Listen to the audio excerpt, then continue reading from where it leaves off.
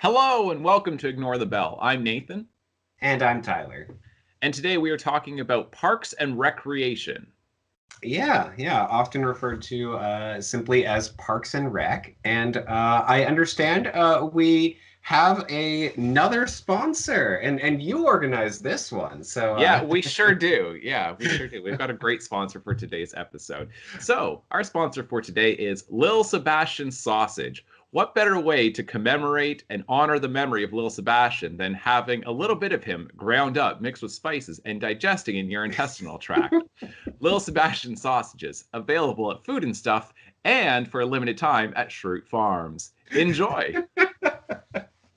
oh man, yeah, I'm not sure that the spices are really necessary. You just need the meat itself, right? That's Mm, yeah, maybe. that's the way to Maybe. have the best burgers. So, That's true. Yeah. I haven't had pony sausage before. I don't think I want to try it. yeah, me neither. Okay. That's how sponsorship should work. Yeah, that's right. And so, yeah, this is our first time talking about Parks and Rec, because you did not even know that I was watching the series until like earlier today when I told you. Yeah, that's right. So this is going to be a lot of fun, and we're going to talk for about an hour, Yep. probably a little bit more than that. But Yeah. All yeah, right, should be folks, fun. enjoy. Oh man, I wish this discussion could go on forever. Ignore the bell. We're gonna keep going, people. All right, so we are talking about Parks and Recreation. So you said that you've watched the series all the way through twice. Is that correct? Yes, yeah, that's correct. And I think I did it. Both of those times were in 1 year. Oh, Uh, wow. Okay. yeah, I really enjoyed the series, and then wanted to show mom. I thought that she would enjoy it as Hmm. well. And it was just something good to put on for like when you're having dinner or whatever. Yeah, which is how I watched it. It was a dinner time TV show for the last little while. Uh, Yeah, which yeah, is not a knock on the show. no, no, It's a no. really good, That's funny a show. It's Yeah, no, I don't think that that's a knock whatsoever. I mean, I don't think that the writers and the creators and all of that of the show are like, what are you talking about? This is a really challenging, sophisticated, series that takes all of your attention and you're captivated where you can't even breathe most of the time. You're just like, no, like they know what it is. Um, yeah. so all right, let me just kind of give a little bit of an overview of this. So it was created by Greg Daniels. We talked about Greg Daniels a fair bit on the Office podcast that we did. And so he was a producer, and I think he's been a writer as well on The Simpsons, King of the Hill, The Office, Parks and Rec, and then People of Earth. And I'm not sure what he's done most recently. And then also Michael Schur. I'm not sure who that is. I recognize the name, but Yeah, me in any neither. case, the series aired on NBC from April 9th 2009 until 2015. So 2009 to 2015 for 125 episodes over 7 seasons. Yeah, so a pretty impressive run for something that was originally designed to be a kind of a almost a spin-off from The Office. I believe Karen from The Office, who is just this um, character that was introduced partway into the series and then Yeah. written off. I believe it was originally supposed to be her. Can you remind me of the actress's name? Rashida Jones. Okay, that's what I thought. Yeah. Yeah, and so she was going to be playing the same character in this series, but I guess early on in the development of Parks and Rec, they changed their mind and decided that it was just going to be its own thing. Hmm. Um, but still, like, really, really uh, impressive lineup of episodes and seasons.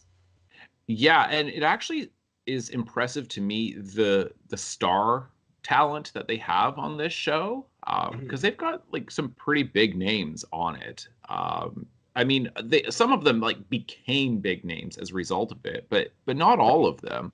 Like Rob Lowe was a really well established actor Yeah. before Parks and Rec, and Chris Pratt became famous as the like very prominent as the show went on. Um, Absolutely. Aziz Ansari was the same way, that he became more and more well known and well established as a comedian as the show went on. Yeah, for sure. Nick Offerman. I'm not sure that he's done too many like big roles, but he did a substantial role in The Founder.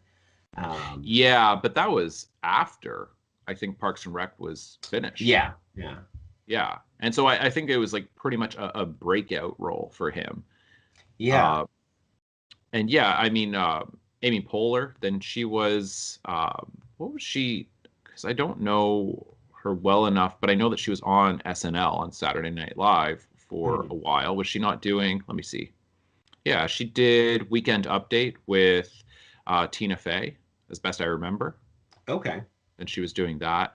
So, I mean, like you've got, compared to The Office, and I'm not trying Mhm. to like, I don't want this discussion to just be Parks and Rec versus The Office, but compared to The Office, like The Office had almost entirely unknown actors. Yeah, yeah. Uh, they were Outside of Steve Carell. exactly.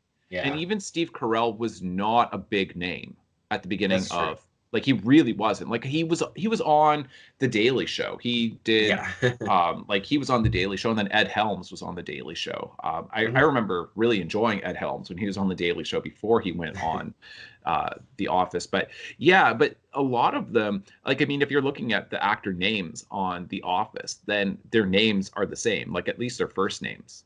Right. Yeah. Like, and I think it's because, and I know that when they were casting for The Office, and they were intentionally trying to choose people to give the appearance as much as possible that these are just ordinary regular people that you would meet in an American workplace. Right. Yeah. But Yeah. Just another little odd connection between The Office and Parks and Rec. Phyllis from The Office went on to play Sadness in Inside Out, and yeah, Amy Poehler went on to star as Joy. And right. honestly, I Yeah. think both of them are the perfect cast Oh yeah. for each of those roles. Yeah. Um, but yeah, it's just like a fun, strange connection. Yeah. Yeah. No, that's a nice little connection between the two. So there's plenty to say about Parks and Rec, and I'm trying to think of the best way into this. But I guess for me, this is one of the biggest questions that I have, and at the risk of sounding stupid, but I don't think that this is a stupid question. What on earth is the premise of Parks and Rec? And what I mean by this, when I'm talking about, I guess, more of the narrative structure or the narrative approach to this. Is this a mockumentary? Yeah, I don't think that's a stupid question because I know we had talked about this in reference to The Office, where it ends with the documentary being aired on TV, like on Yeah, local access or whatever. Um, exactly. but with Parks and Rec, you never get that moment, so it's not really clear as to Yeah. who is filming this, and yeah, I like that aspect. And I feel like it probably I feel like it probably changed, like the writers changed their minds about what it was going to be partway through. It Um, seems like it, doesn't it? yeah, because like the very opening of the series, I feel like is very much like The Office. Like it's this documentary crew who are just recording a Parks and Recreation office. But I feel like it became it's something very different, and I'm not quite sure what it is, like what they do with that footage, because it feels like it's just an examination of, I guess, local politics, but then it goes into these characters' personal lives, and Yep. and it Yep. goes like to the national level and everything. So it's very unusual. And then, I mean, you even jump in time into the future. So it's not Yes. even yeah, it's very much taking that style, but giving up on the idea that this is I think it kind of just abandons the in-world explanation Yes, the for pretense that. of it. That Yeah. it does. I think that's exactly it. Is that it begins with that and then abandons that notion that this is a, like, let's pretend that we are watching a documentary of these people and that's why there's cameras following them around. But like, I'm really, really interested in this question. I just didn't know if that's something, like, because I didn't know very much about Parks and Rec before I started watching it. And so I haven't read really anything about it. So I don't know if this is something that everybody was talking about at the time. But even if people have been talking about it, just treating it like as the text itself, aside Mhm. from all the commentary beyond that, how does it function as an internal text? Uh, then it's a really interesting question because it's a single camera comedy where you don't have a studio audience. Like, Mhm. thank goodness. I mean, I don't know if you've tried to go back to, like, it's funny because I've tried to watch sitcoms again that have a live studio audience, and boy, does that feel dated so quickly. Yeah. Yeah. Like, hearing these audiences, not and it's certainly the um like, if you go back to like the sitcoms in front of a live studio audience of the 80s, where they would make these sound effects for everything, like a romantic moment, and it's like, ooh, Yeah. right? And it's like, that is eye rolling. It's so cringeworthy when you hear that. But even like Yeah. a laugh, like having like the laughter accompany a show, Yeah. like, I tried watching The Ranch on Netflix. I don't know, Okay. I like, I have don't not even, tried that, but well, yeah, what did I, or I'm trying to think if it was the first episode or if it was just the trailer for it. And literally, I lasted until the first time I heard laughter from a studio audience, and I went, I'm done. I'm done. And I immediately stopped watching because I'm just like, what decade do you think this is? yeah. Um, You know what? I'm definitely gonna put a laugh track on this episode. oh no. Oh no. Um, yeah. No, so it's a single camera comedy that doesn't it's not doing this in front of a live studio audience. It's often, even though they're definitely using sets, but it seems to be that they're using a lot of location shooting, Mhm. right? Yeah. That they're actually like outdoors for these outdoor scenes. It's not like you're just looking at this set where you can see, like, there is literally no fourth wall. Like, you're dealing with pretty real environments often. Yeah. Uh, Absolutely. It's a really interesting approach, and it's something that I think other shows have picked up on since The Office. yes, Um, exactly. yeah, and I mean, like the most recent Muppets TV series, which did not last very long, but it tried to do the same kind of thing. Right.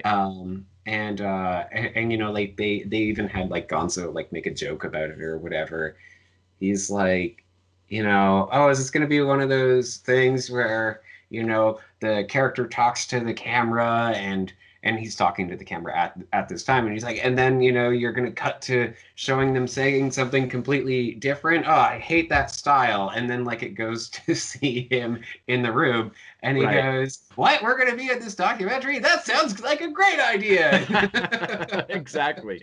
Exactly. And it's such a funny thing because it's not just, like, what it is like, this is the influence of reality television, because it's not the influence of documentaries. And as much as these mockumentary style shows are, taking the elements of a documentary, but a documentary is typically, like, historically pre 2000, before the year 2000, then documentaries were not set up in a way to be comedic. Like, very rarely were they set up to be comedic. And then on top of that, they weren't set up in such a way to hear that cognitive dissonance between what a character says and then what they do. That might show up from time to time, but not in that way that you get in something like Survivor, right? Right. Yeah.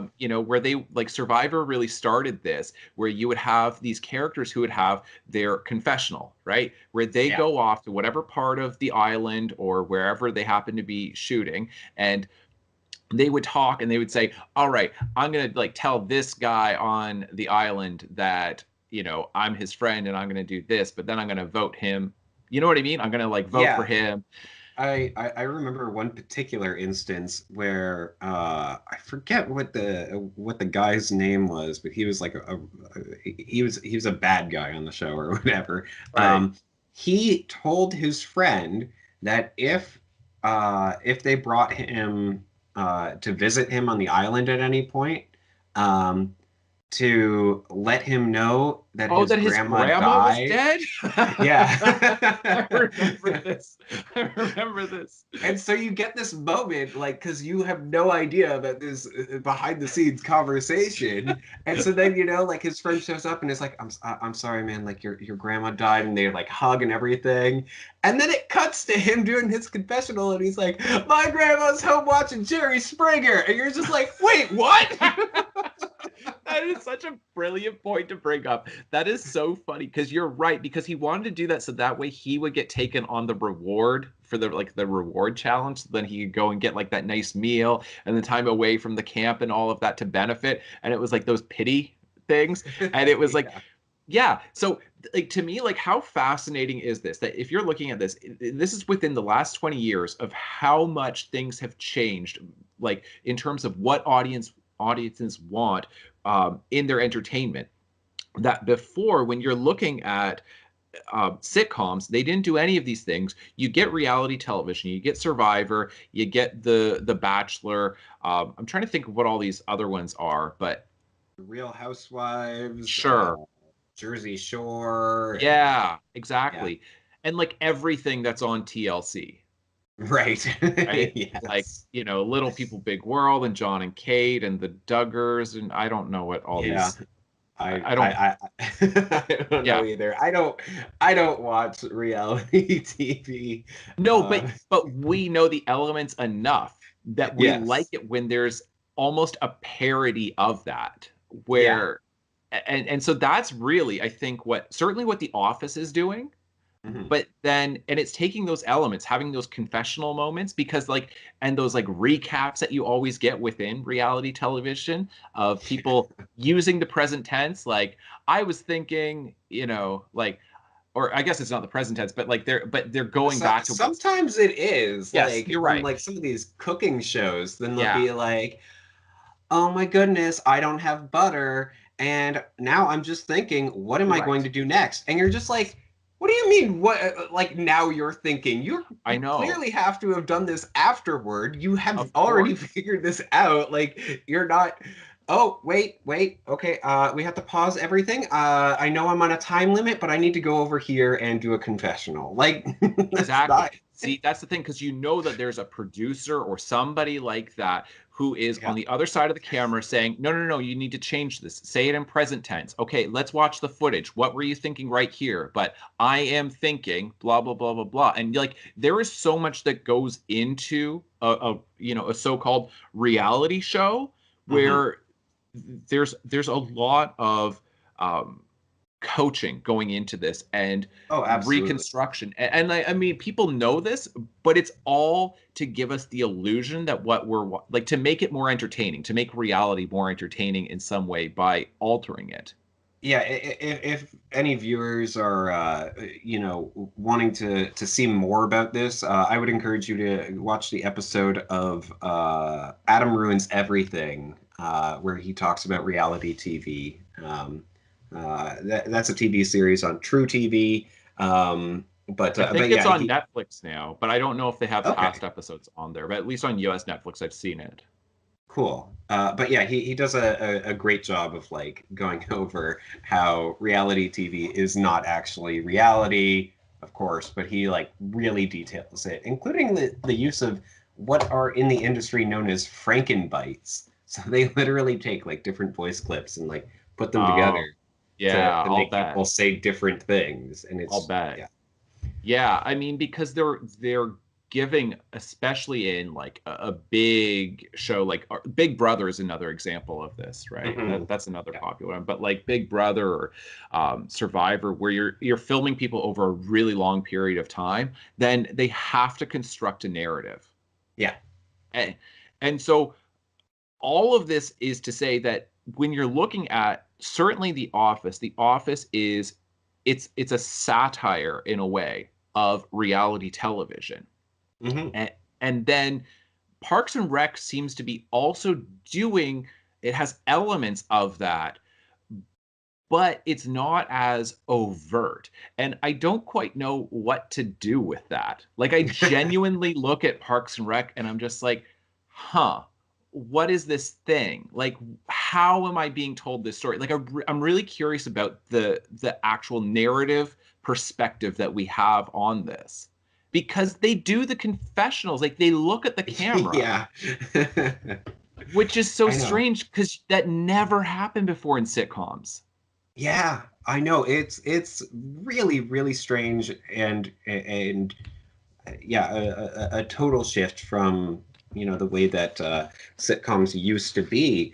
I love it, and I don't know, that I guess I don't know that we like need an in universe reasoning for It it. doesn't You seem just like we get like do. you get so sucked into just watching these characters and being told these characters' stories in a way that we are familiar with that we don't need the explanation for it.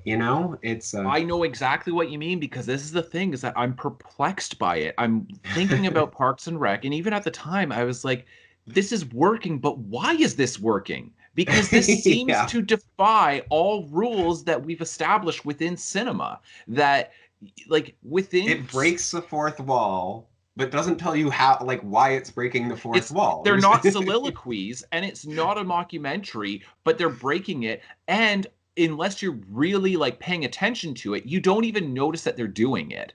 And Yeah. I think that's to me what's interesting is that it kind of shows how viewers we've been so conditioned over the last however many years, even when it first came out, which was like 2009, we have been so conditioned, even from only like 8, 9 years of reality television, that Yeah. a show like Parks and Rec could come out and people are just like, okay, and you go with it. But if you tried to do this style of storytelling in the 90s even, like Oh, yeah, you audiences get would just like they'd have no clue what to even do with it. yeah, I mean it wouldn't even get produced, No, like no. Like there's no way. And no. like it would look like incompetent storytelling, like Yeah. incompetent filmmaking. It would just be like, what the hell? This isn't a home video. What are you doing? Yeah, and yet it works. It works so well. Right. Right. And Um, yeah, I mean, I love all the characters uh, in the series. They work so well, as counterpoints to each other and everything. Um, I mean, like Galentine's Day is such a great right. concept. Like, I don't know, just because honestly, it's been a few months since I watched it, so I don't remember all the characters' names. But like Amy Poehler's character is so Leslie. That's it. Yeah, Leslie, nope. She's Yeah. yeah.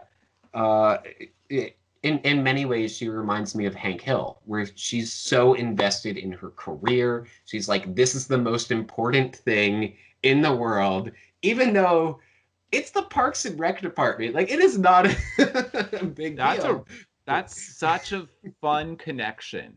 you're really like you hit it on the head, like because she is exactly like a Hank Hill type character because he is so filled with pride, but not like boastful pride, but he Right. is just It's devotion. It's yeah, that's right. That he feels like he is part like that, he's on top of the mountain, that he has accomplished this thing that is so he's a part of this thing that is so much bigger than himself. Right. yeah. And he's so happy and proud that he's made it as because like and that's the funny thing about King of the Hill is that he's constantly doing this, no matter where he is, even outside of a work situation. He's like, Hank Hill, assistant manager, Strickland Propine. That like he Yeah. always introduces himself like that, as if that Yeah. qualifies him for everything that he's going to encounter. Yeah. Like he, Yeah, it's like Leslie just does the exact same thing. yeah, She's just so uh yeah, just so contented with her position. yeah, And she's not even like in charge of the Parks and Rec no, department for for most of the series. Like right. she's really just working in the Parks and Rec department. Yeah, And she's like, but we're doing the important work here. And it's right. just like, And are you though? oh, right, exactly. But one of the funny things to me that comes up again and again within the show, and then although as the show goes on, then she starts becoming actually like fairly prominent within the government. But Mhm. one of the funny things is like how her vision for her life is just like the presidency. She's gonna make it to the White House. You're like, you're in the Parks and Rec department of Pawnee, Indiana. And like Yeah. you're in your 30s, like or like probably mid to late 30s when the series starts, and Yeah. it's really so funny great. that Yeah. but she just says it without questioning it at all. Like there's no doubt of like, oh man, I had all these dreams for my life, and there's no bitterness. There's like, Yeah, oh, no, like I didn't she's make it. It's just like this is so great, and I'm moving onwards and upwards, right? And yeah, and I think another part of like as I was saying, the characters work so well off of each other because then you've got Andy, is that his name? Andy Dwyer? Chris, Yeah. yeah, exactly. Yeah, Chris Pratt's character. Yeah, he is, getting along in life, but he has no prospects. He has Right. no ambition. He has no vision for his Yeah. future. He's just like he's not satisfied with his current job because I mean he doesn't even have a job at the very He has a beginning. positive attitude when he is homeless living in a tent in a pit. He's still got a positive attitude. I don't understand. Ignorance is bliss. I don't. Well, it seems to be that way, right? That is just that there's a certain amount of he is just so dumb that he's like a dog, that like a dog is just so happy about everything, sees his owner and just like it's the most exciting thing in the world. You're home. That seems to be Yeah. Andy all the time. It's like, oh, I get to have treats. This is the greatest day of my life. Yeah. Oh man. Then you've got Nick Offerman's character, who, I mean, he's in a position of somewhat power, a level of power in the Parks and Rec department. He's in charge of it, and yet he doesn't like government.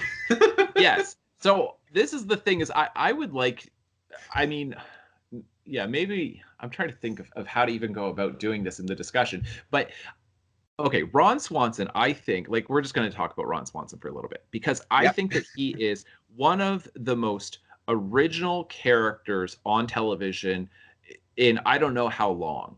I Yeah. would say, like, and this might sound really weird, but in terms of comedy, I would say he is probably the most iconic and original character since Kramer from Seinfeld. Wow. Yeah. Don't you think? I definitely think so. I Like, mean, I've I've used GIFs or GIFs or whatever of him before, and yeah, like you see Nick Offerman, you think Parks and Rec, and you think Ron Swanson. Right, because I would say even more so than somebody like Dwight Schrute, than a character like Dwight Schrute, uh, then like because Dwight is at times inconsistent, Right. but Ron Swanson is just so fully formed and such a three-dimensional character, but so iconic that there are lines that only he would say. Yes. Like Yeah. literally, like he's got dialogue that does not belong to, like he has got such a unique voice that you can't get any other character to say a Ron Swanson line. And that's why I'm saying, like, since Kramer, where Kramer was just such a strange figure that it's just like Kramer's outlook on life and the things, the situations that he got himself into, then it's just like only Kramer would do that. Right. And I think Ron Swanson, as different as he is from Kramer, I think he is just such an iconic character. Yeah, yeah, no, absolutely. He definitely is very unique. He doesn't like technology. He doesn't like government. He has a wood shop Yep. that he doesn't tell anybody about. He doesn't Yep. tell anybody about any part of his life, and yet he works in government. Yes. And he's such a man's man. Like, he's tough. It's not like he's shy. He's, Right. he knows who he is, and Yeah. he's comfortable with who he Yes. is, like confident in who he is. Yes. But he doesn't want anybody to know him. Yes. And I will say, I don't know if I have identified more with a character ever in my life. Like, honestly, as I'm watching this, then Judith is just like, she's like, that's you. And I'm like, yep. Like, anybody at work, at any place that I've worked over the course of my life, that it'll be like, who's Nathan? And it's like, I'm not really sure. Where does he live? I don't know. What are, and it's just like, so Nathan, what are you doing this weekend? It's none of your business. That's private. Which might sound funny that I've got my podcast and I'm putting all this stuff out here, but I'm perfectly fine with this, right? Yeah. But Outside of that one wall, we've not seen any of your house. That's right. That's right. But I mean, like, there's all kinds of stuff that's like, and I mean, like, this is me getting personal, but me sharing on this is like me sharing my views on film and television and storytelling, which really is not sharing very much at all. Right. Like, it's sharing very little of me. It's this thin little sliver. And I'm like, I'll share that. And I love that about Ron Swanson. I'm just like, it is none of anybody's business what I'm doing. My middle name, redacted. My address, redacted. My phone number, redacted. People at work do that all the time. They're like, you never text. You don't respond. I'm like, I don't text anyone. Like, period. I don't. I only got a smartphone this summer. Before this, I didn't have a cell phone until I think 2008. I'm not kidding. 2008 is when I got my first cell phone. And that's because I was traveling across the international border. So when I look at Ron Swanson, that I'm just like, this man is a delight. Yes, absolutely. I couldn't agree more. You are Ron Swanson. I mean, like, there's tons of his personality where I'm like, well, I don't do that or that or that. Yeah. But I do. I enjoy, like, what I like so much about Ron Swanson as a character, and I think it's more what I enjoy about Parks and Rec, is that they feature a character that we so rarely see on television. And what I mean by this is, for one thing, he's a libertarian. And you don't see a lot of libertarians on television. And if you do, then, like, Parks and Rec is doing this really fun thing where you've got Leslie, who is very liberal. She's very left-wing. She's a Democrat.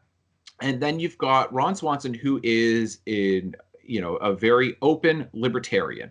And that's different than being a Republican, although they tend towards the Republican Party. But basically believing in very, very little government. And it's like, and the reason why, like, because I've written fairly extensively about libertarianism when I was writing on The Walking Dead, because I wrote about The Walking Dead for my master's as, in many ways, as a libertarian wish fulfillment, right? That there's all these libertarian trends within, like libertarian themes within the series, that it seems to be like, see how great the world would be if we had no government, and if you have to entirely fend for yourself, and you make of your own life whatever you're going to make of it, but basically you remove all of those things from civilization, because all the characters in The Walking Dead, within the comics especially, they talk about how their lives are actually better after zombie apocalypse, that they become important figures, whereas before they were unimportant people.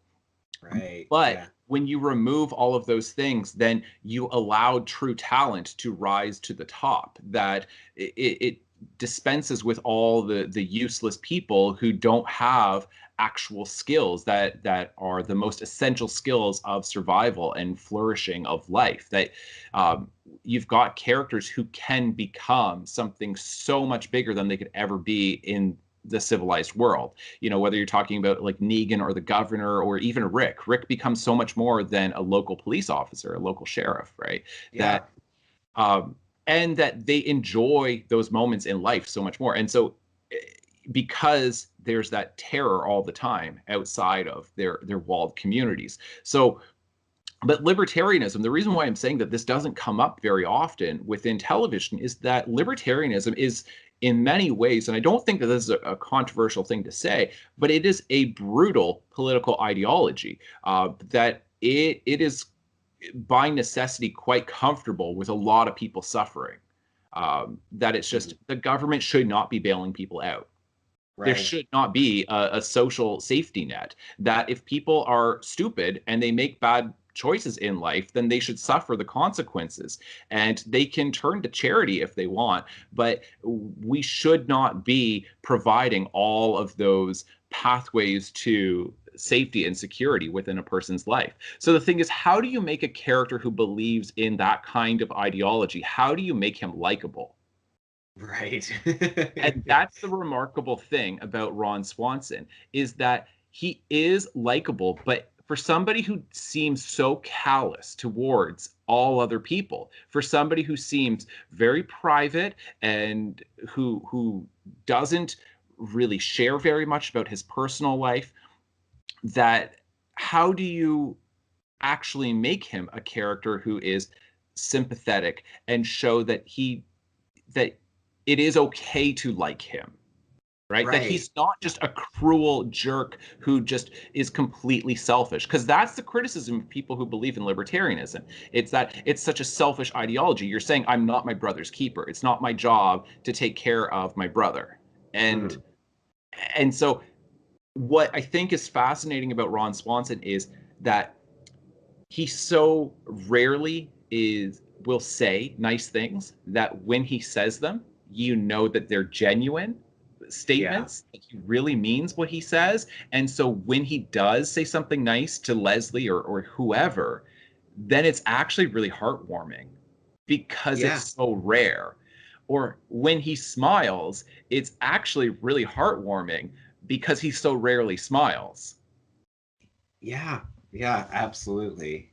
Um, yeah. I mean, even with him, like he does, not quite make sacrifices for other people, but he does believe that people should get their due. Yeah. He very much stands up for what he believes is right, even if it does contradict what he personally believes. He says, no, that's right, and this should be, like that person is right in that, like they should give, like Leslie deserves, uh her time in court, or whatever it is. I'm blanking on specific moments, but he does, do these things where he's like, Leslie, I'm not going to let people walk all over you because you're Yeah. too good of a person. You Yeah.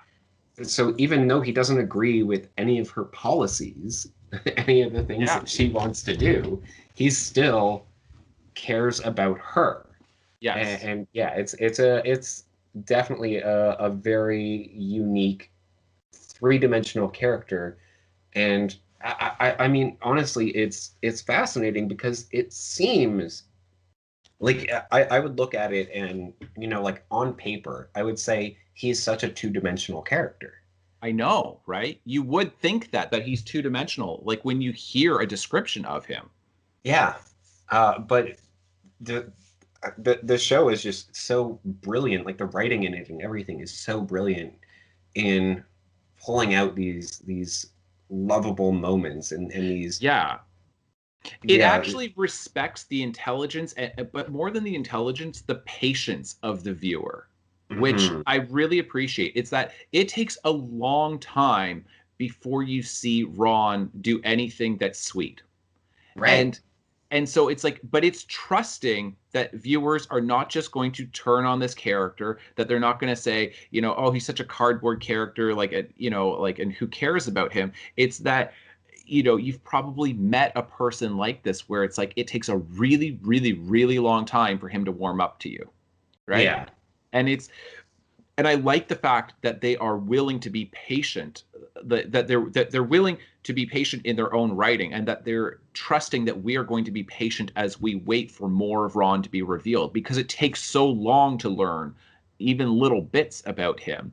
And that's what I'm saying, is that's what I like so much about the show, that when you've got that type of a character, like I'm surprised that they were able to get this produced, and that they were able to get the character of Ron Swanson into the show without executives saying, you can't have a character who is a libertarian, who hates the government, who, like eschews everything about civilized society and is, very dismissive towards other people. Like like we need to have, because so much of what happens on television is just it just hits you over the top with how transparent everything is, and it's pandering all the time. It's that we have to have likable characters and then very unlikable villains, and to have a character who it's like it's going to take a while before you might like him, but Mhm.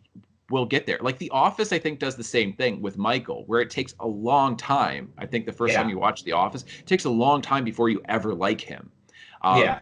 and Ron Swanson, for very different reasons. He's not really a jerk. He's just so closed off and callous that it takes a Yeah. long time to get enough of his own personality and his own outlook on life before you realize that he genuinely does care about people around him, and that he is a kind-hearted person.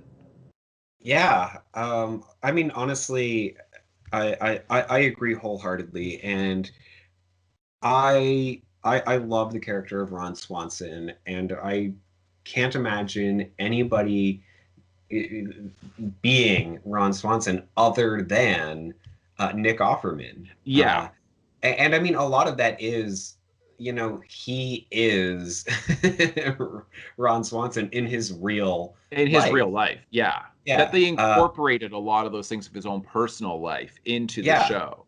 Like the wood shop. He actually Right. does have a wood shop. Right. Like, um, he like made he has made tables for for Conan and for Stephen Colbert when he visits their show. He's just like, here, I made you this, and you're like, thank you. Right. Right. It's like, I don't know what to do with this. Conan had a whole series called like Nick Offerman from Parks and Recreation reads tweets from young teenage celebrities. I'm not sure if you've seen any of I've these. never seen this, but I gotta look this up now. Oh my goodness, they are the funniest things because he just like he's in his wood shop, working away or whatever, and then he looks at the camera and he goes, Demi Lovato said, "Totes adorbs." It's so funny coming out of his mouth. He's just. That's amazing.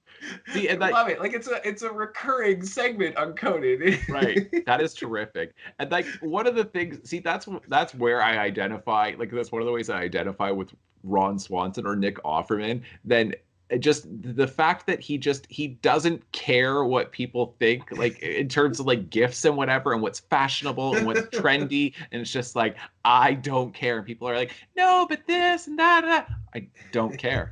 I just don't care about what society says I'm supposed to care about. No, thank you. Yeah. I love that. Like that rugged individual in American society that I'm like, that is such an American trope of that individual who just, it's like Emerson's individual, Thoreau's individual going back to the 19th century that, like just blazing your own path. And to have a character like that who's such a throwback, like an anachronism where it's like this from historically this kind of guy, like where do you find men like that anymore, who just like I want the same haircut every day, like and it's like he's got that consistency to himself. It's like doesn't matter what's trendy, it's just I know what I like and I don't want it to change. Yes, right, absolutely. that's just it is a complete rejection of fashion, of trends. Like, yeah. I mean, even in terms of what he eats. Yeah, exactly. We had joked during the intro, like, oh, maybe spices in the meat. That's too much. Right, that's right. Seems like something Europeans would do. Yeah. I mean, honestly, it reminds me of when he's making that burger. Like, it reminds me of Johnny's Hamburgers, which is yes. So it is. You've got to explain this because if Yes. you grew up in Toronto, you know exactly what we're talking about, and if you have not grown up in Toronto, you got to learn. Yes.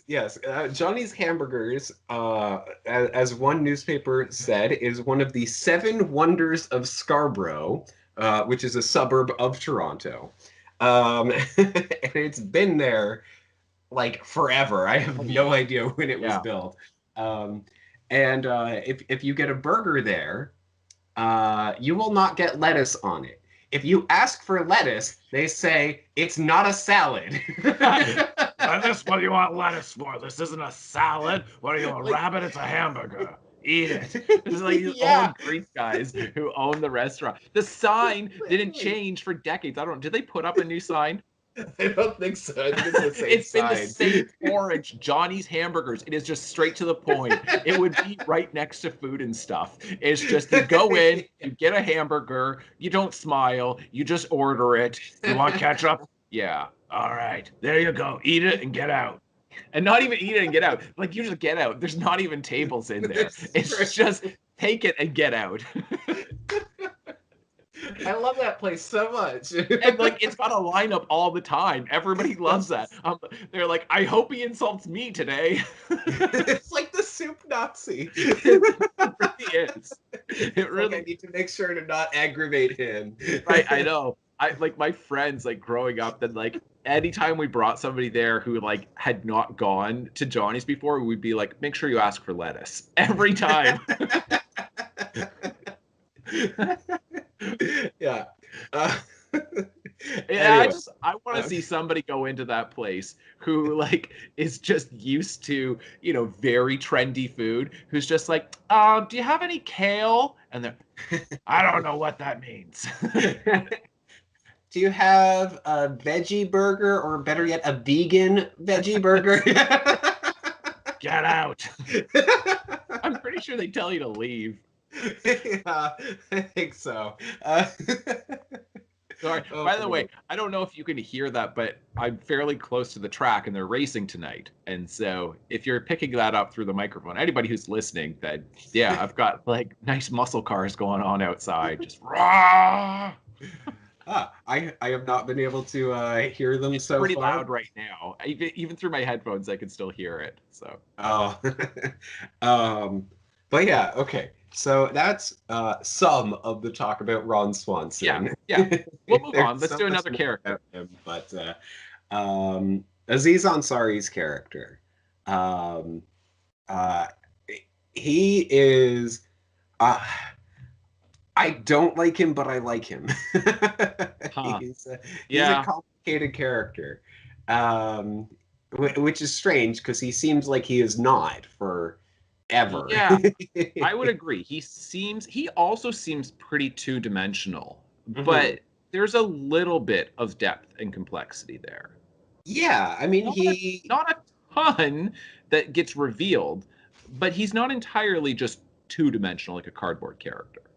Right. Well, I mean, at the beginning, then he's very much a consumer. He's all about the trends and Yep. about looking fly and Yep. all that.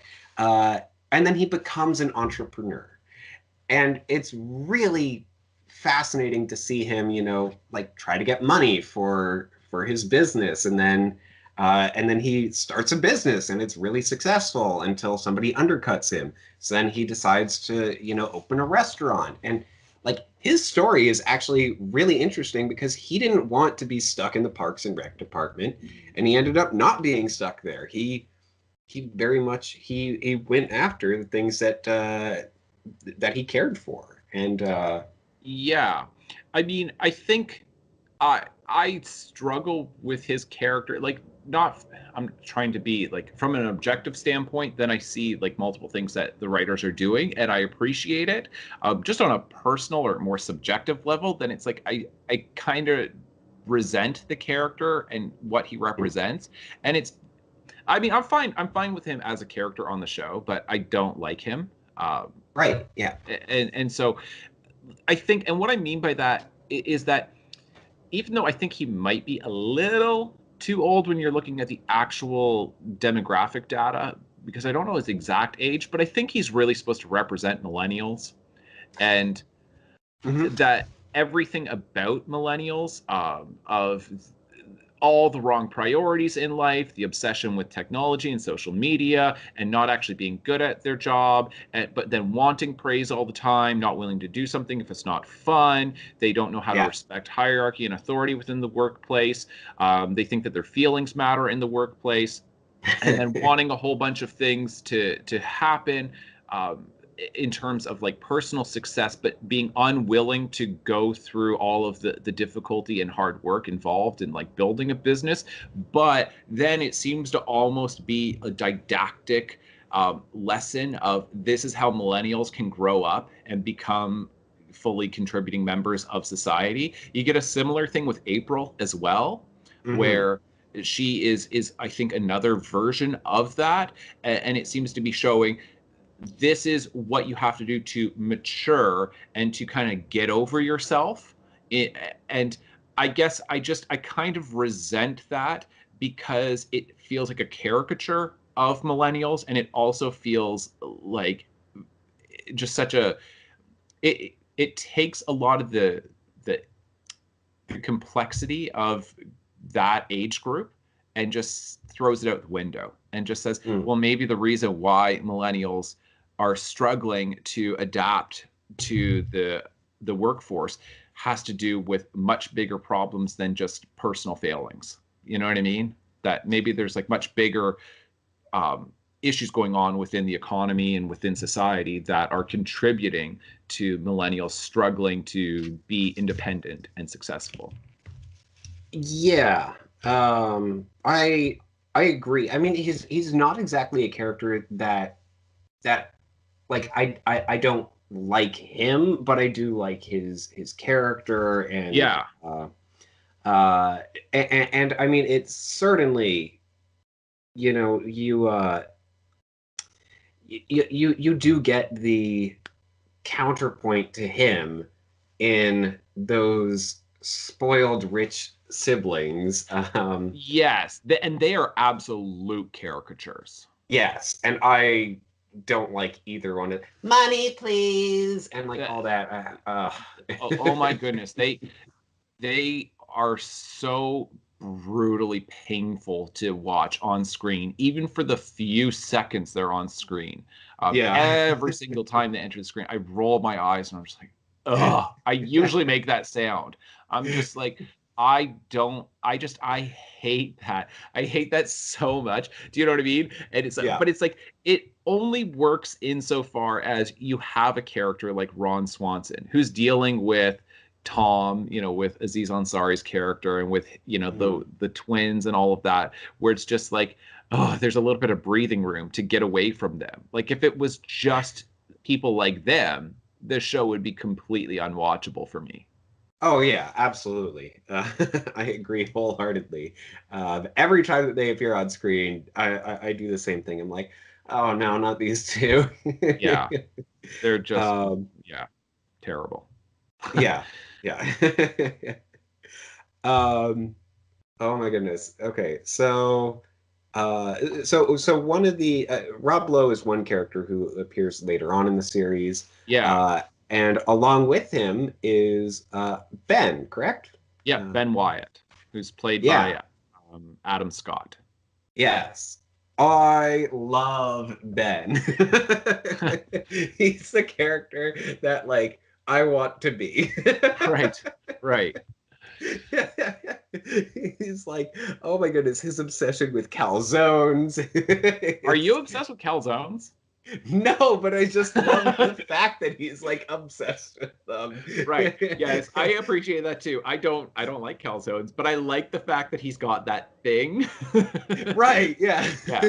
Yeah, for sure. And like his short stint of like trying to do stop motion.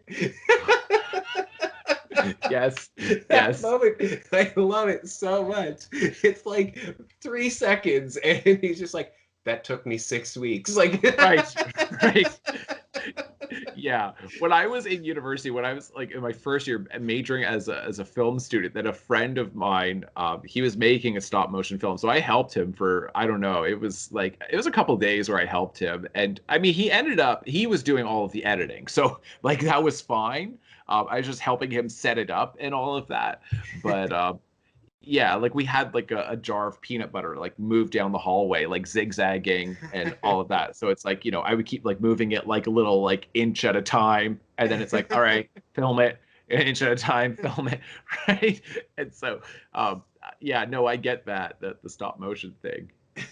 yeah, And it's so fun and because he knows that about himself, that like he will go right. into these little like obsessive hobbies and then realizes, oh no, this was a complete waste of my time. Yes, I know. He's very self-aware, which is refreshing to see It in a is character. refreshing. Yeah. Yeah. Because so many characters, like it- they might have like a weird, wacky thing, but they don't realize it. They don't talk about it. Other Right. characters mention it to them, but they don't Yeah. see it as being weird. And that's really disappointing because you're like, but it is weird. And like I know that I have odd things about me. I have an amusement park podcast. Like I Right. love theme parks and, Right. and I go there like, every single week when they're open. It's Right. um but I fully embrace that. I'm like, yeah, I'm a nerd. I don't care. Like, Exactly. Yeah, no, and I know that's the nice thing about Ben White is that he is aware that he has got these interests that the world deems nerdy, that the world says these are very uncool things to be interested in and to be excited about, but he's still very interested and excited about them. And but he is aware that that is a subject of mockery for most people, right? yes. But for him then he's just like, but this is so cool and this is so fun. And I Yeah. think one of the best things about Ben on the show is the relationship that he has with, I forget the guy's name, but the guy who's got the accounting firm, and how whenever Ben goes in there he is a rock star because he is the coolest accountant in the world. Right. Yeah. I And guess like, it's calc you later. right, like the way that guy, that accountant, is so delighted by every pun that he makes, and just how like, and Ben in comparison to all of those accountant people legitimately is pretty cool, that in comparison. That's it's such a brilliant. Oh my goodness, such a good recurring gag. Like Oh yeah. him going there and him getting the job and then quitting and That's then right. him being offered the job and quitting. Yep. Like and the accounting guy is just like, oh, the shortest one yet. Like Right. Right. Yeah. It's he wants amazing. so badly for Ben to work there. And you know what it is? It's so funny because like I was never a Charlie Brown fan. Like I don't know Charlie Brown very well, but the whole recurring gag within Charlie Brown of Lucy holding down the football and insisting to Charlie that she's not going to pull it away. That's exactly what it is. It is the same joke in Parks and Rec, and I watch it, I'm going, "Oh, this is funny. The more times it happens, the funnier it gets. Like this is not getting old." Because he gets more excited each time. Right. He's like, this time is going to be the one. That's for right. Sure. Because Ben continues to go through these moments of really like intense contemplation about what should he be doing. And he gets to these points and it's like, and it tends to be really serious. And he's like, yeah, no, I could actually be successful doing this, blah, blah, blah, blah. And like, I've got it figured out, like all these moments of self-reflection, only to then immediately go, oh no, I can't do this. Yeah. It's so fun, that like little indecision in him that ends up just being the source of like cruelty for the accountant. It's that is one of those like the jokes within Parks and Rec where I'm like, wow, that is like that's unique to the show that I really like. Yeah. Oh man. And then he has the game that he invents, the cones Right. of Dunshire as best Dunshire. It's about the cones. Yeah. Do you want to play that game? I really do.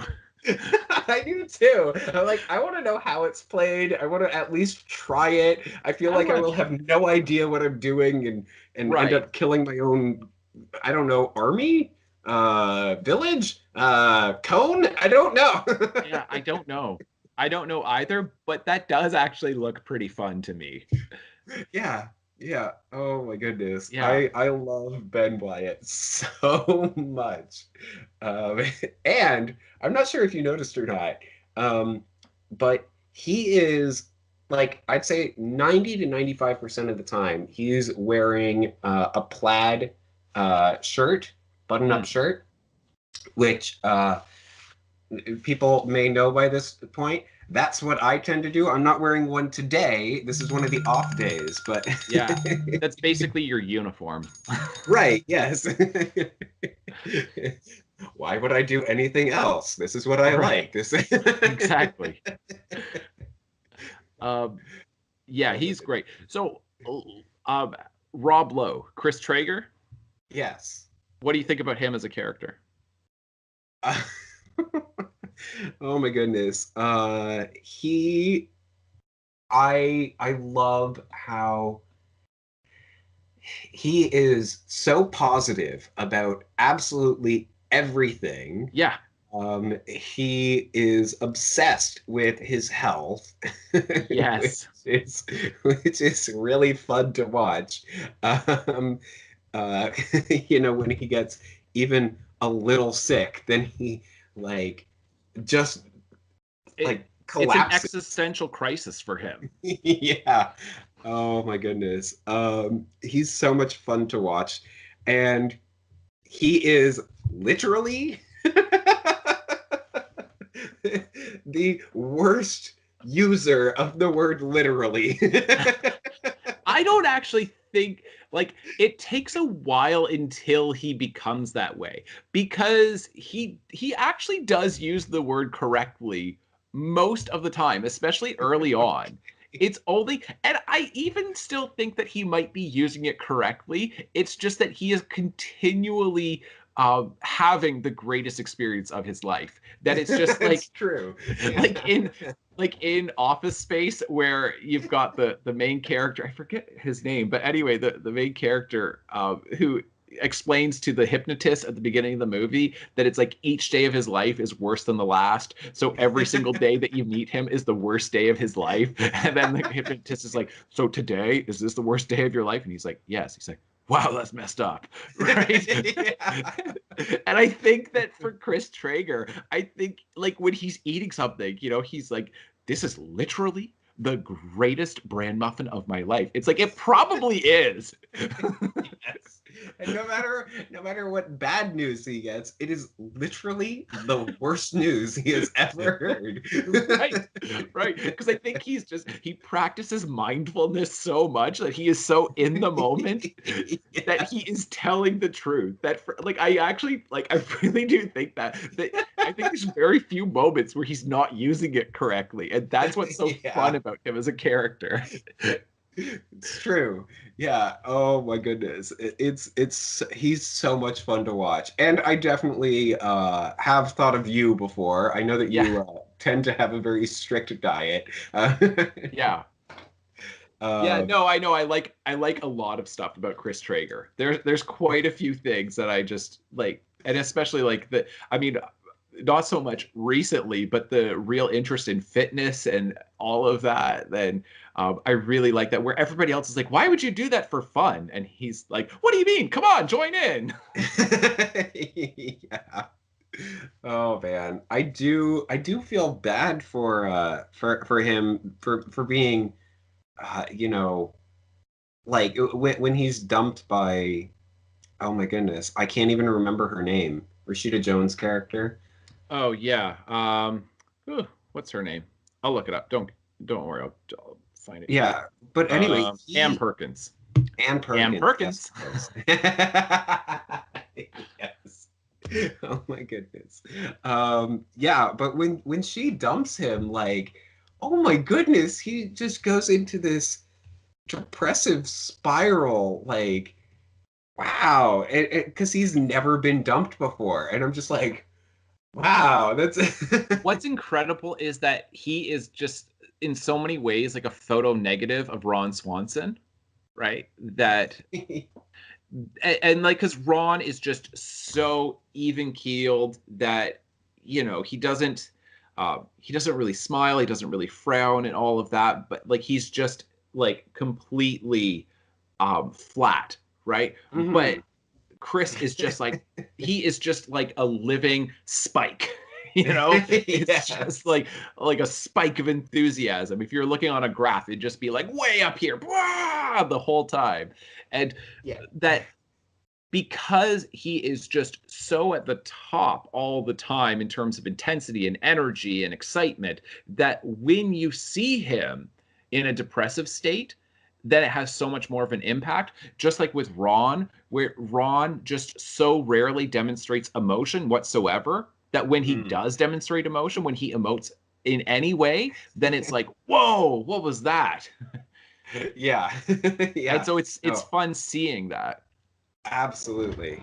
Um, okay, so I feel like there's I'm trying to remember how many other characters there are that we haven't really talked about.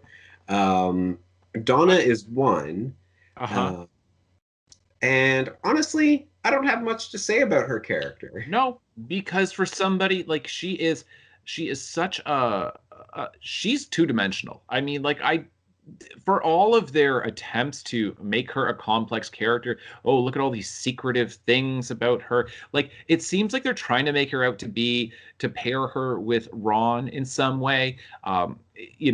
In some ways like a photo negative again of Ron, the way Chris Traeger Mm, is. It's like, oh yeah, I have a house in Seattle. You didn't know that? Oh yeah, I dated that guy. You didn't know that? Where it's like, oh, all these like things about her personal life that she doesn't bring into the office. That she's got a whole lot going on outside that you're not aware of.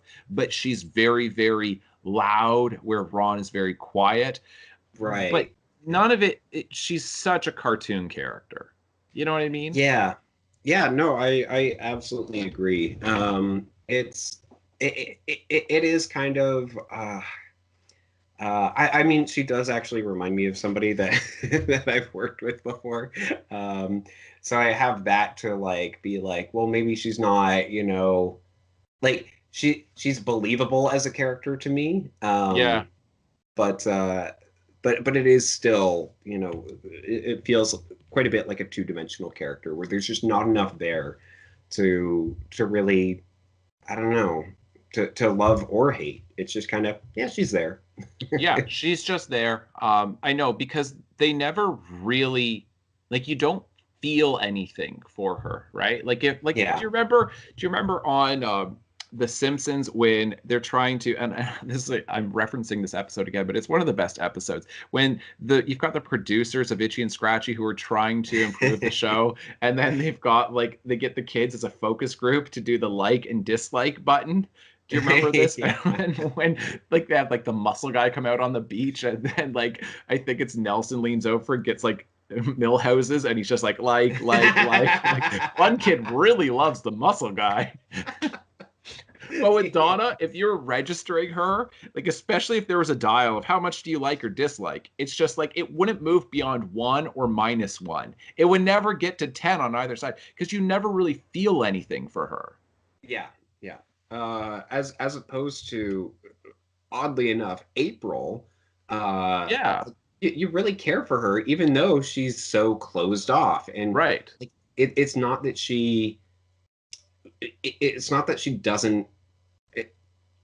I don't even know like how to describe her. Like she's not exactly open, but but you still like how she's feeling. Like she emotes without saying how she feels. No, you're right. You are right. Yeah, she is a difficult character to describe. She really is. There's everything about her is pretty subtle, right? That and then I think in part it's because she doesn't want people being close to her. And so she doesn't tell the truth very often, but I don't mean that she lies. It's just that she gives such sarcastic answers all the time that trying to ever hear her say something that's sincere, that's genuine, like is very rare. Where Ron will just say nothing, she'll say something so off the wall and strange or morbid and whatever, right? Yeah. That it's that she's doing stuff, she's saying stuff, and you can kind of pick it out, but it takes work to figure out how she's actually feeling. But she's giving clues, right? Yeah. Yeah. Yeah, absolutely. And so unless you had another character to talk about, we have to talk about Jerry? Barry? Yeah, what are all the names that they gave him? Oh my. Is Terry one? Yeah.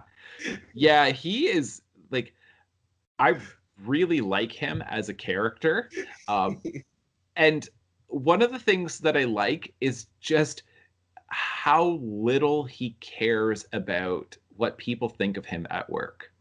Yeah. Like, yeah. I He really has actually an idyllic respect life. He Like- does. He- Out of everyone on the show, he has got it made. And what everybody else is striving for throughout the entire series, he's got it all from the very beginning, and that doesn't change throughout the entire show. So there's no personal drama within him. There's no agony. So it's like, you want to call me by that name? It doesn't matter. Like, I've still got a gorgeous wife, these girls who love me at home, and this, really great life outside of work. And work pays for this. And I'm not going to be so invested in my job. Like, he doesn't bring work home with him, clearly. Yeah. Yeah. No, I know. I love his character. I love him so much. And I love even the reveal of that not being his real name. That was so funny when you first hear that, and then they just start changing it. I love the fact that the show sticks with that. Like, that's bold for a TV show to just change the character's name and then do it again. Yeah. Oh my goodness. Because he's on the stand and it's like, can you state your name for the record? And he's like, Gary Gurgles. And it's like, oh, Jerry, you jerried your own name. Right. He's like, no, that actually is my real name. I just never wanted to correct the captain or whatever when he first said my name. It's so great. But oh man, I forget who it is who says like that, there's this concept in comedy about, the person who the waiter who spills the pasta onto the person, and then there's the person who has pasta spilled on them. Gary is both of those people. Right. Yeah, that it's like there's a Jewish, either Jewish, like a Hebrew or a Yiddish term for those types of people. I forget, I can't remember if it's Hebrew, if it's Yiddish, but yeah, that they're like, there's this one and this one, and he's both. Yeah. I just thought that was so funny. Yeah, like that really, like, it does such a, but the thing that's great about him is that he is both of those, and yet it doesn't matter. Like, don't Yeah. you admire that to some degree where Oh, absolutely. I mean, I am very self-conscious. right, So like, to see somebody where like he doesn't let these like everything just rolls right off his back. yeah, Nothing sticks. Nothing like right, he doesn't right. let anything bother him. Right. I have been working like so hard for so long to get to that point, to not let things aggravate me and irritate me. And, and like in comparison to him, like I fail so often. But Yeah. seeing the way, like, and because he does have perspective, like he's got it figured out. And Yeah. so when they're all making fun of him, saying like that he's this, that, whatever, then it's just like, it doesn't matter what they say because he knows that he's got it made. Yeah. It's just like Yeah, that's such an absolutely. admirable trait. Um, Yeah, and I mean like he understands that he is the butt of the joke, and he doesn't want to hurt anybody's feelings right. by by ruining that. He's just like, Yes. no, I can keep being the butt of the joke. That's fine. Like, because I Yeah. can deal with it, and I know that other people can't. So Exactly. it makes other people happy. Why wouldn't I? And, I mean, he's such an Right. admirable character. Like, you just love him, and you just want to be him. It's so I know, incredible. because as much as like they make fun of him, then it's like you really do admire like or envy like aspects of his life. Yeah, yeah. Oh my goodness. He has, a job that he likes decently enough Yeah. and a Decently enough. Yeah. fantastic home life. Um, yeah, I love Jerry Gary, Yeah. Terry Barry, He's a fun one. Um, okay. and his fart attack. Yes, his fart attack. Tom was amazing. All I wanted the doctor to say was that he had a fart attack. Right. Right. Yeah. Um, so one of my favorite characters on the show is Perd Hapley, and you know who I'm talking about? Yes. And Perd is like such a great character because he's a little similar to kind of what we were talking about with Stanley when we were talking about The Office, of like just little punctuations of him, right? Yes. That you don't want too much. That if you have too much, it's not going to be funny. But if you've got Right. just little bits of him, like give him maybe one or two sentences in an entire show, and that's it. And they're going to be maybe the two funniest sentences of the entire show. Like, and Absolutely. he's so terrific. The way he's almost like a Jerry character where he just doesn't, he seems impervious to shame and embarrassment. And do you know what I mean? Like, I mean, Yes. like I was just looking, I was trying to find a couple of quotes, and it's like when he's like doing the news report and he's like, I'm Perd Hapley, and I just realized I'm not holding a microphone. Like, and he just says it like a reporter. He doesn't go, "Oh no, oh I screwed up." It's just like he continues on with the broadcast. Yeah, It's just I know. It's oh, he's so good because honestly, you watch news reporters, they all talk in the exact same way. yes. And you wonder, what do they do outside of work? And Perd Hapley is showing that's who they are. They are actually robots. They actually are like that all the time. They're just vapid. Yeah.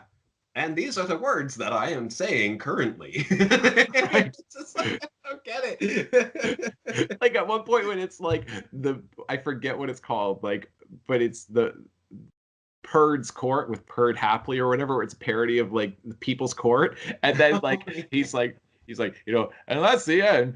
Like, so I'm going to now like close this by tapping my judge hammer. And then he like taps it, and then you see at the bottom, then the little caption goes gavel. Like, that's so funny. And like there's a rhythm to his dialogue where it's a I'm Bird Happily and bop bop bop bop bop. Right? That Yeah. like it is a particular formula for his jokes, for his dialogue, that it is unique to him. And it's so fun where it's like, wow, that's another character that is created through this show that has got such a unique voice of like, you could insert any Perd Hapley joke. You just go, I'm Perd Hapley and bop, bop, bop, bop, bop. Right? That it's like, it's an Yes. actual rhythm to it. And it's so funny.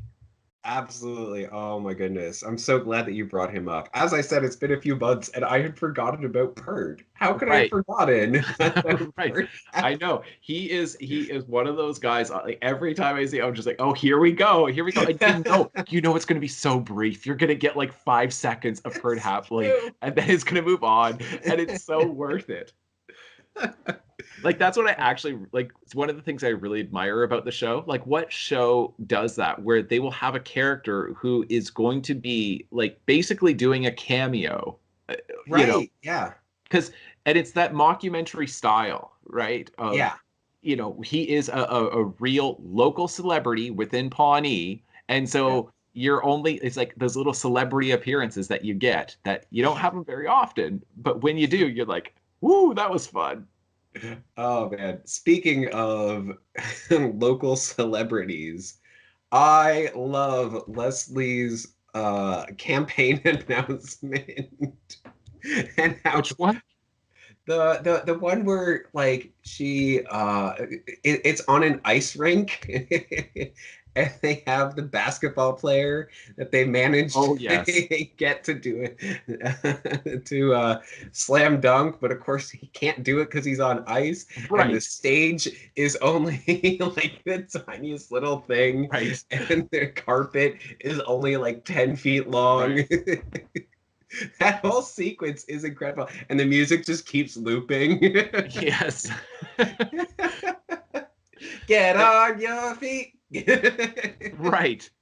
It's such a funny thing because it's a really good satire of politicians who take themselves too seriously, right? Yes. And Yeah. it's that there's so many politicians like that, and especially like with local politics, then it's doing a parody of that. But I think it is also doing a parody, like it's a critique of our almost worship of politicians in the age of like the 24-hour cable news, because that's Absolutely. basically what's happened is we didn't care that much about politicians and every little minor thing that they did until you got 24-hour cable news, until you had CNN in like the early 90s, I want to say late 80s, right around there. I know it's got to be late 80s, I think, that it started up, but it was, I think, the first Gulf War, like I want to say 1990, 91 or so, when CNN first, like that's where they got their ratings from, and kind of ever since then like they have to fill their time, and then that's where they're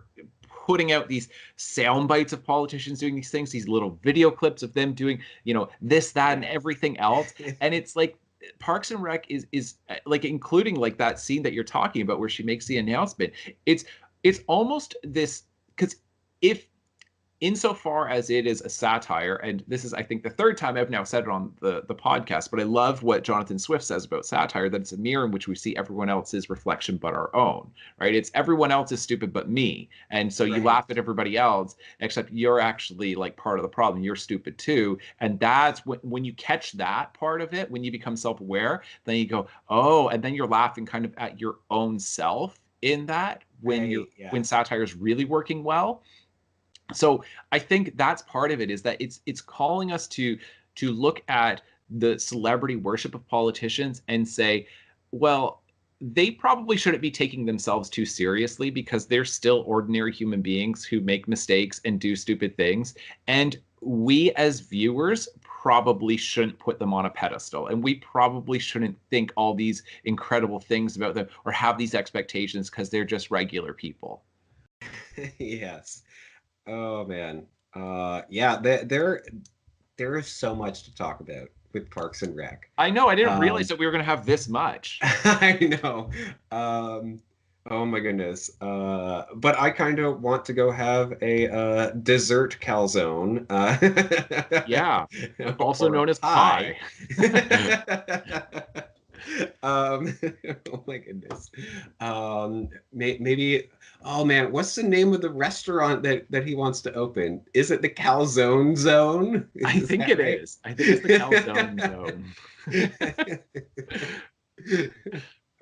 Oh my goodness. I want that to be around here. I know. And they should also sell like cones of Dunshire there that like you Yeah. can pick up a version of the game. Oh man. Oh, so oh man, and we didn't even really get into Andy's character. We didn't get Uh, into Andy's character. We didn't talk about really Ann Perkins. We didn't talk about favorite episodes. Um, there's yeah. a whole bunch that we still have on the table. Maybe we'll try to, I don't know, do another one, or we could do like an Office / Parks and Rec discussion. Yeah, yeah, no, I think that would be good. But yeah, it is getting a little late, and we've been going for almost about an hour and a half. That's what I figured. Yeah. Yeah. Yeah. We'll say Um, that we're done. yeah, this was so much fun This though. was, yeah, this was actually like a whole bunch of fun. This is great. Yeah, I forgot about so many elements of the series, and now I'm like, I need to go back and rewatch it Yeah. again. Yeah, exactly. There's Yeah, and so you know much that's to pull exactly what apart there. happened. We have no one watching this. Like this thing could be on YouTube for 10 years and like people are going to start watching. They're going to be like, "Why would I watch these guys talk about it when I can just go and watch the show?" And they're going to click off of the video. I know that that's exactly what's going to happen. No one will ever hear me say these words. That's it. If you do, please comment below. Yeah, please. That'd be amazing. All right, folks. Oh, man. Go watch Parks and Rec. We'll see you later. Bye. Bye. Ignore the bell, people. We're gonna keep going. We're still ignoring it. Don't worry. I don't know what that. I think that's the fire drill. All right. We're gonna go home. Yeah. All right. We're done.